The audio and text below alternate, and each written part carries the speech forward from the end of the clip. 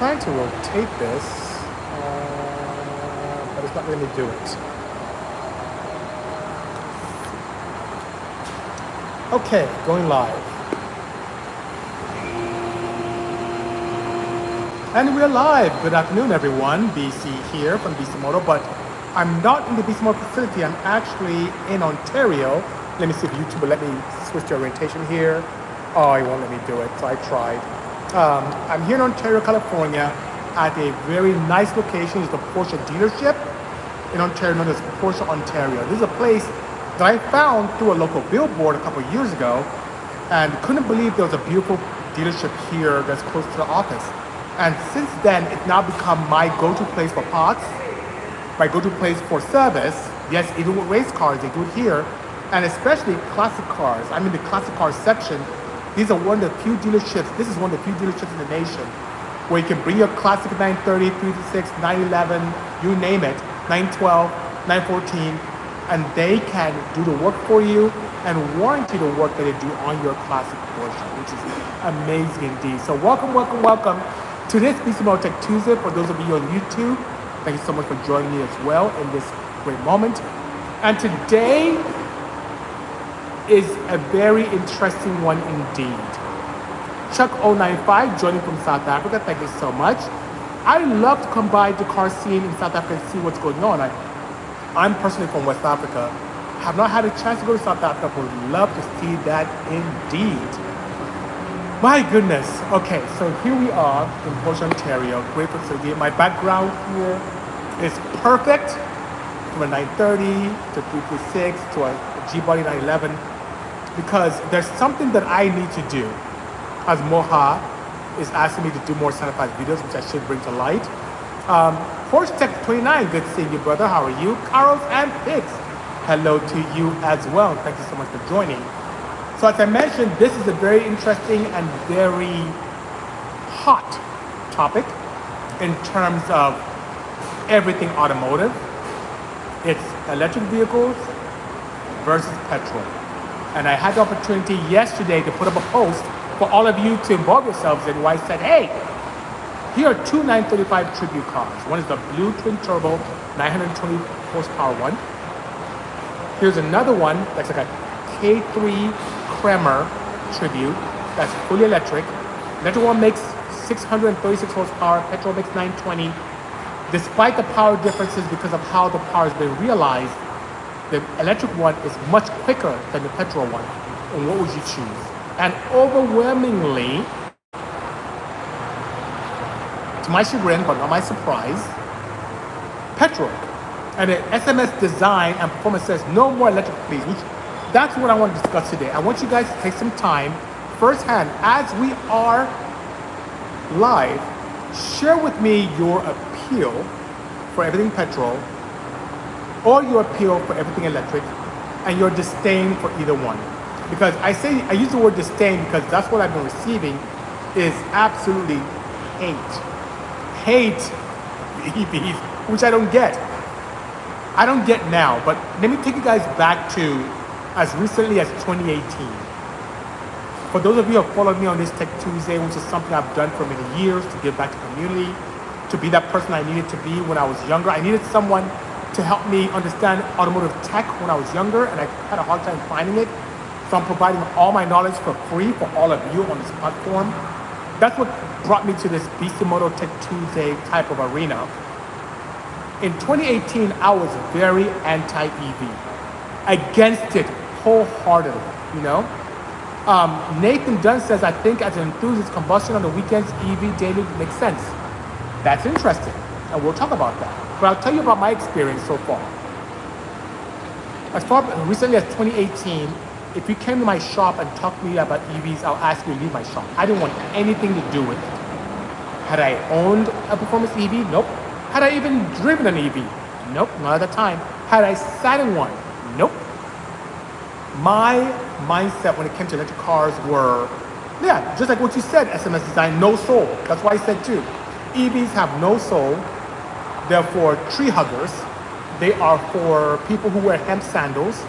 When I thought EV, I thought a Nissan Leaf or a Model S Tesla, which I never sat in. I had a good friend of mine, David Little, a bank manager locally, with my bank at US Bank, would come by with his Model S Performance, and I said, I'm not sitting in it. I refused to sit in it. I thought it was bad, no soul. I had no experience with it. I was just regurgitating what people were telling me, what my customers were telling me, what I was reading online. I thought it was rubbish. Now, at the time to today, I would build cars for OEMs for auto shows, right? So SEMA, LA Auto Show, Detroit Auto Show, Colorado Auto Show, all those kind of things. Manufacturers will come to me to have me build cars to make the cars appealing and create demand in the marketplace. So I'll build a 500 horsepower CRZ or a 430 horsepower Accord or 1,000 horsepower Hyundai Santa Fe, something of that nature, right? So that was my business at the time. I had the opportunity to build a 700 horsepower Tucson turbo manual transmission for Harman Kardon, the company that makes JBL components and others. And they allowed me access to CES where it was on display. And when I went to the main convention center at CES, you know what I saw, guys? Do you know what I saw there? Honda, Ford, Hyundai, all the partners I built cars for were there at CES, and in their booth were electric cars, EVs. Yesterday, it's funny, right? But they were all there. And I thought to myself, if I want to remain in this business and have the opportunity to continue to build cars for OEMs, I better learn this, because believe it or not, their budgets, their cars look better than what we were building at SEMA. So I felt that's what I needed to do. So long story short, thank you. One Love Porsche says Sakura on YouTube. Thank you so much. And SMS Designs, we'll talk about that indeed. We'll talk about a lot of things here today. This is an open forum for us to talk about this. So I go to CES, I see all the things. I needed to build an electric car because it seems that that's where all my partners are going, and I want to stay in the business. So I reluctantly built this car that's on my chest, the pink 935 tribute vehicle. And when I say reluctantly, guys, I begrudgingly built this car. And my goodness, when I was done, with half the battery pack, not at full potential, in the back of my shop, I had the opportunity to just get on the gas a little bit. I'm telling you, team, I lost my mind. I lost it. The acceleration was unlike anything I ever experienced. The sound was like a supercharger whine, and then it didn't leak, it didn't smoke, it was zero emissions, so I don't have to worry about smog. It was and then here's what the crazy thing is, when I took it to Buttonwillow to test on the track, oh my goodness, how did I think back to it so fondly. It's like my connection to the tarmac was better. The connection to the tarmac, the feedback from the brakes, the feedback from the tires, the squeal, the pebbles hitting the bodywork. None of that was dampened by a roar of an internal combustion engine. I didn't get that. I felt like I felt more connected to my brake feel and the road because I didn't have a drone or a large motor depressing everything. And overnight like that, where I got the torque, the acceleration, the sound, that was different but not bad, but just different. And being in California, the fact I didn't have to worry about smog or emissions, it was a win-win. And overnight, I became an advocate. And when you talk about soul, I get it for people who may have their first experience with a Tesla Model 3. I drove one here today. And if that was my only experience with an EV, of course not. It's almost like saying your first and only experience with an internal combustion engine is a Mitsubishi Colt or a modern day factory Volkswagen Bug. If that was your only experience, you say, oh, internal combustion suck, right? So you can't compare a Model Y Tesla to a C8 Corvette. Of course, C8 Corvette sounds great and visceral and fun, but in my case, in what I posted yesterday, and overwhelmingly, many of you enthusiasts prefer the internal combustion. Both cars, actually the petrol was more expensive to build. Both cars are within 300 pounds of each other. Believe it or not, the EV was lighter. Range is within 10 miles range, which the EV has more range than the petrol. Where are you from? Daily Gaffer. I'm from Nigeria, Nigerian, West Africa, as I mentioned earlier. And it's just when you drive both, you want something loud, guess what? The blue twin turbo does it. You want something fast and accelerating and just no lag whatsoever, you can't beat EV. So as much as I appreciate both, I'm partial to the EV, which if I take a step back, even a little bit back with my race car, with my daily driven cars, or cars I try to get to pass emissions, I always knew as a chemical engineer that I was pumping in not so great hydrocarbons into the atmosphere, you know? Yeah, the M16 is loud, as Jonathan can attest to, which, by the way, he hasn't driven the 935. I'm gonna have to change that soon. Excuse me. So, Luke Clark says, people always be ignorant. Many famous artists never got the recognition they deserve until it's too late. People will always be resistant to change. And you're right, that is a human nature. We as humans, yes, we're resistant to change. I am one of those outliers that tend to embrace change and all that fun stuff. But going back to when I used to street race and do a lot of drag racing and so on and so forth, there's always been that inherent guilt I had, knowing what I was pumping into the atmosphere. And so what I ended up doing with the Odyssey and the K3V is that I went to E85, which brings its own host of problems. First, 15% of that is still gasoline, so I'm still not doing a great job in terms of using things that are not petrol-based. Secondly, it consumes 40 to 50% more fuel, so my mileage is not that great either. And then there's also that weird range anxiety because E85 stations are not as prominent as regular gasoline 91, 93 octane stations. So even when I'm driving, I kind of have to plan my driving when I'm with the M16. So that being said, all things being equal, as I have been able to choose, and Jonathan is here can attest, I tend to drive more of the K3V than I do the M16, you know? So that being said, Petrus G is asking, what is the best Porsche? It depends on what you want. The GT3 RS, in my opinion, is just an amazing vehicle because it's the closest thing to a track car that you can drive street legally, right? When it comes to something that just has amazing panache and is zero emissions, the Taycan Turbo S. That thing accelerates, it's ridiculous.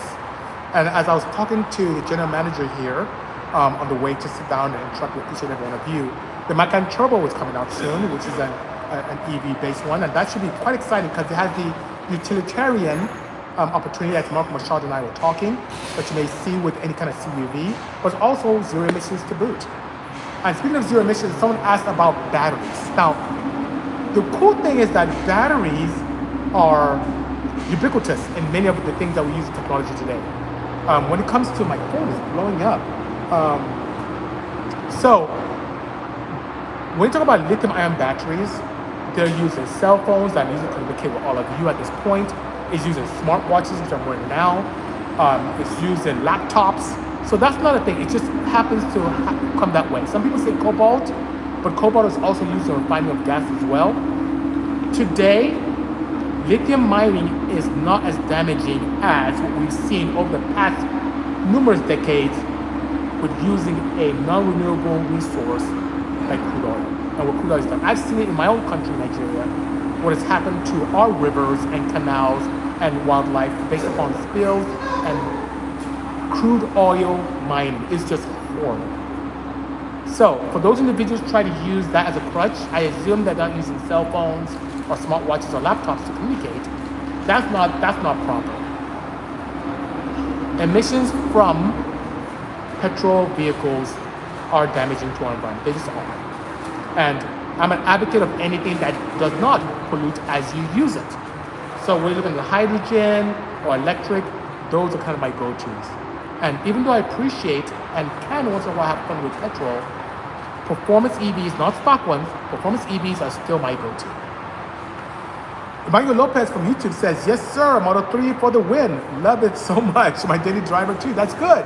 But imagine for someone who wants a lot of great performance, even if it's the performance Model 3, it does have that bit of a sterile nature, just kind of alienate you from the road. It's very quiet, very comfortable. It's not like what you will see in a, like this 360 behind me here, or the 930 up there, or the 911 that's next to me as well. That 90s Mazda guy says that 360 pristine has always been a huge fan of. Yeah, lots of fun. These things used to be cheap back in the day, but they're now a collector's item. So once again, here at Porsche Ontario, whether you have a classic 356 or even a modern, brand new Taycan, they can get you service, no problem whatsoever. I think I missed some stuff here. Looking forward to seeing you this week, says Gentleman Racer. Hello, Michael, my good friend. Gentleman Racer is someone who's near and dear to my heart. He made this hat for me, makes a lot of shirts, has a great relationship with the Peterson Museum. He resides in Texas now, doing some great things with a creative agency he put together. And we'll be getting together on Friday, so I look forward to seeing you as well, brother. All right. Bunta9086 says, I love the appeal of EV, but in reality, I can rebuild my D16 for my CRX and leave less carbon footprint. That is actually not true. That's not true. And I'll tell you why.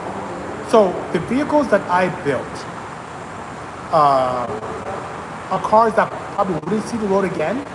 Or if I converted this pink one to a 600 horsepower petrol, I would consume more money and more moving parts in building that than recycling parts to create an EV with it that I've done in this case.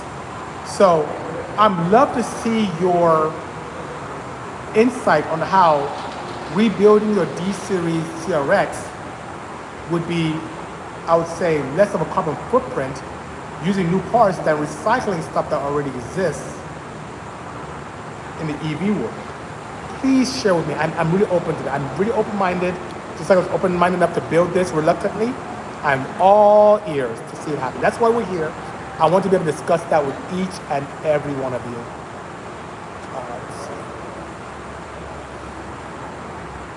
Thank you so much. Appreciate it. Hello, H3 Vol. Thank you so much for joining indeed. Today we're talking about EVs versus petrol. I put together a very interesting poll a couple of days ago and had the opportunity to ask for people to share which one they find more appealing.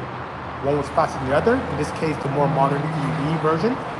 And I heard so many comments and there were debates, people almost coming to virtual blows in my post today, pro versus EV. And by the way, guys, if I could wave a magic wand, I feel there's enough opportunity for everyone. Just in my world, I want to have fun and not feel bad about it. I'm constantly pumping things into the environment. So that's my thing, When you build an EV, go to Era Honda, says JSoon360. It's very interesting you ask that because I am in talks with American Honda as we speak. So hopefully sooner than later. They are coming out with a new Prologue, which is in combination effort with General Motors, which is pretty exciting. And they're also having an Acura version of that coming out very soon, which I saw on display. You can still see on display in the showroom in Torrance, which is pretty good. Hi Zia, how do you say it? Hi Zio Siolari from Istanbul, Turkey. Thank you so much for joining. Appreciate you indeed. Thank you very much. What is the weight difference between your EV and petrol Porsches, as Abel sounds? That's a great question. So to share that with you, the pink Porsche weighs 2675, while the petrol 935 weighs almost 3,000 pounds. So it's like 2,900. There's about 300 pound difference between the two, being that the petrol one is much heavier. And that does make sense. I have 36 kilowatt hours in the pink Porsche, which lends itself to a very nice package that can get me 100 to 150 mile range without qualm, with regen also being part of that package. While the petrol one has a lot, transmission, petrol engine, liquid to air intercooler, twin turbos, all the fabrication components, aluminum, heat exchangers, gas tank full of gas. So it does tend to add up quite a bit. So by all means, the EV is lighter. Bunta9086 says, I like you in completely open-minded. Oh, sorry, there's so many comments coming here on the subject. I actually have 3 CRXs with no engines, but complete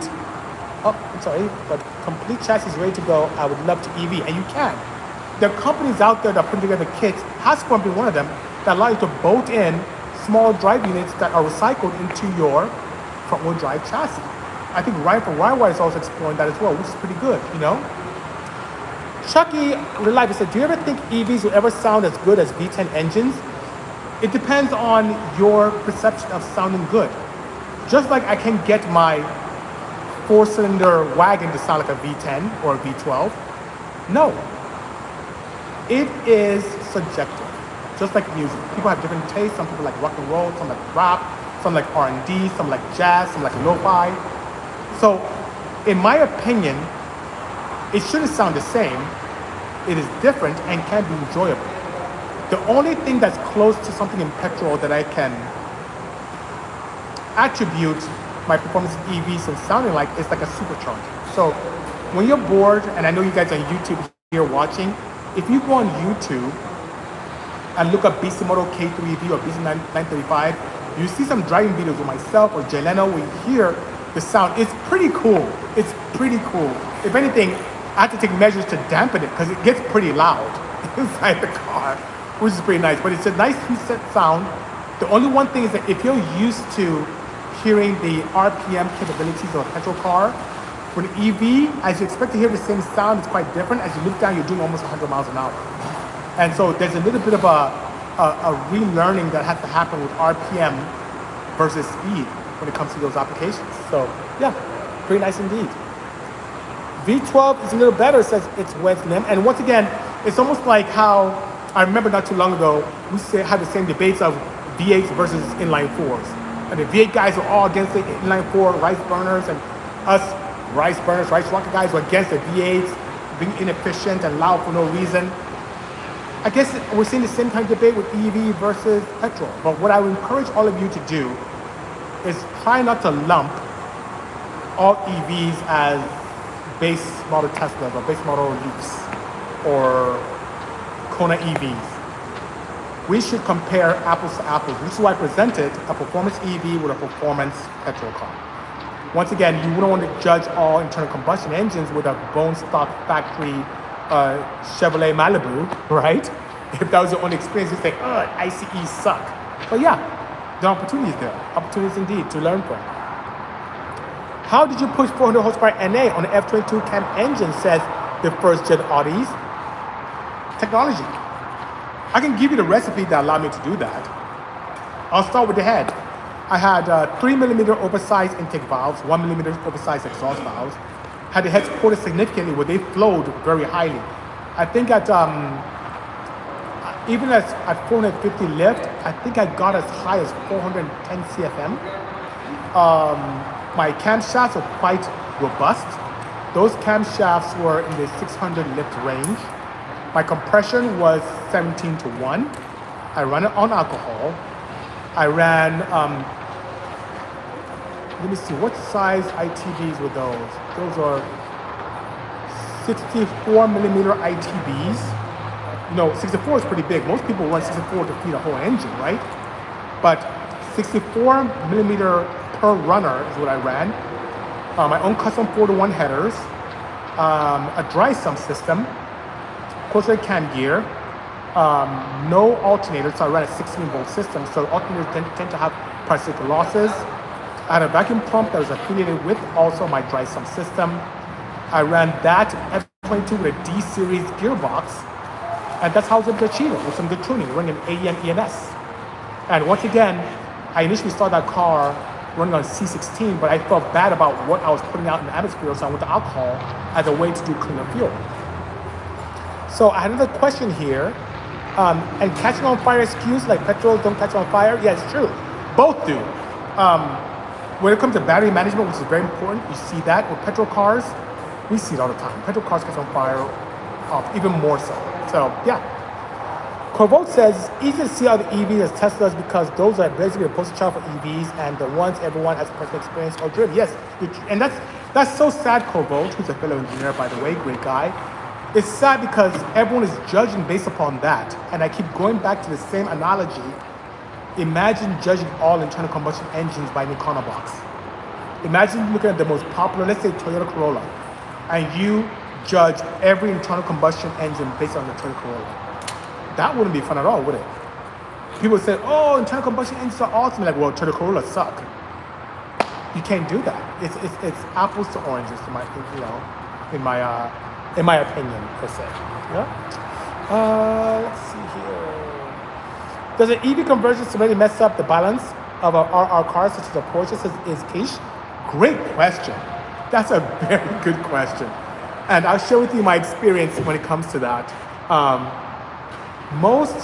Pretty much all of these vehicles here that you see in my background are very rear heavy. In other words, the engine and the transmission on the rear, and it has opportunity to become a vehicle that when you're having a lot of fun with, we tend to oversteer, right?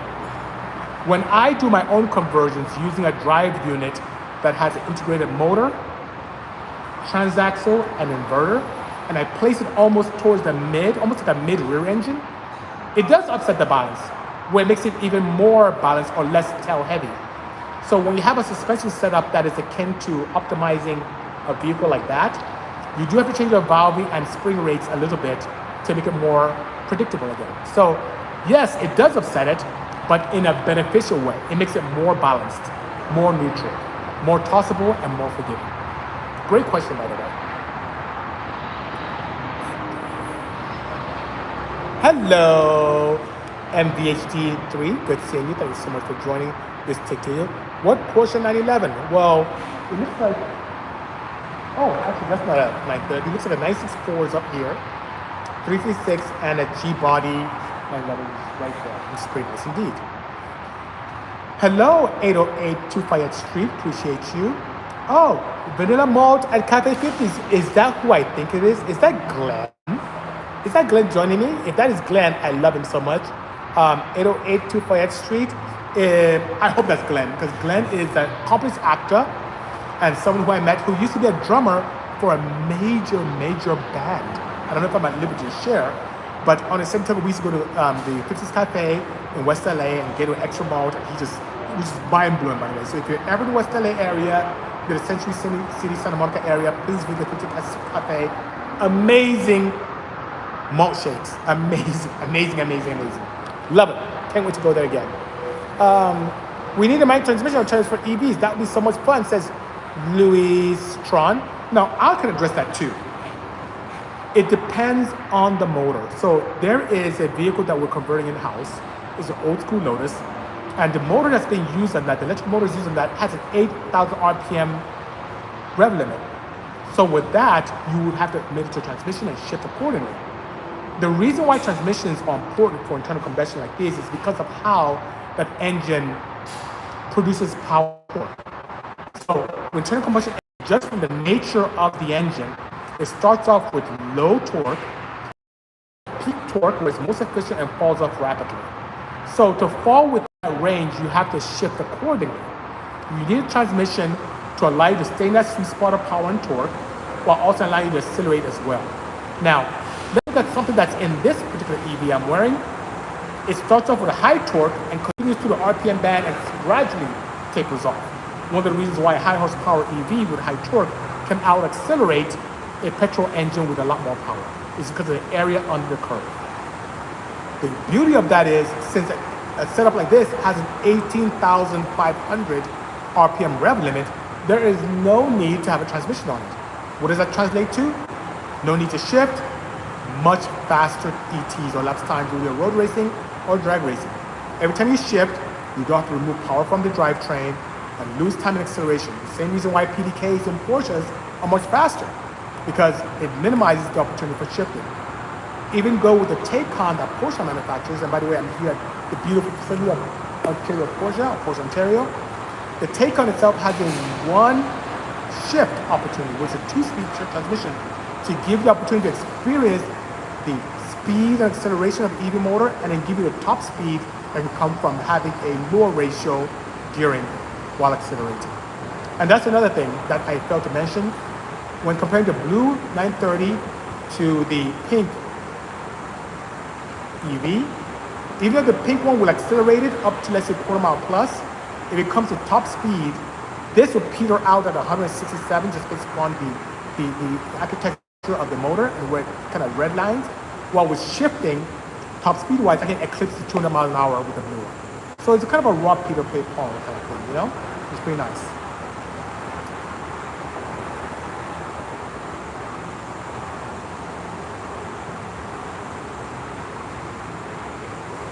I run prey. Interesting. Anyway, so guys, it seems that based upon my experience, I've shared quite a few things. I've shared how I came to go into performance EVs.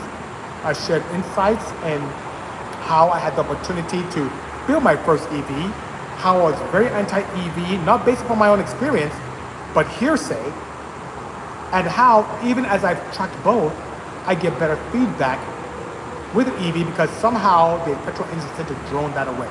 Now, I don't ever see petrol cars going away. It's always going to be here. Same way horses never went away. You can steal horses if you want to, or use horses as a means of transportation. It's just not the most viable. What do I see in the future of motorsports and mobility? I still see the opportunity where manufacturers will go more towards cleaner and cleaner fuels that can be more renewable. So I don't see EVs going away anytime soon, but I also see some kind of opportunities with hydrogen coming up on the horizon, which should be a very interesting fuel to use, which for many of you may allow you the opportunity to eat your cake and have it too. You can have the sounds and vibrations that you may experience with internal combustion and still be able to do that with zero emissions and less guilt. Let's see, I have another question here I missed. Chucky, RDA Life says, how crazy would it be if they made a Formula 1 engine and placed a Tesla Plaid battery and the hybrid system? There are batteries that are a lot better than the Plaid one. And Corvold can attest to this, fellow engineer. There are really two different facets when it comes to battery tech.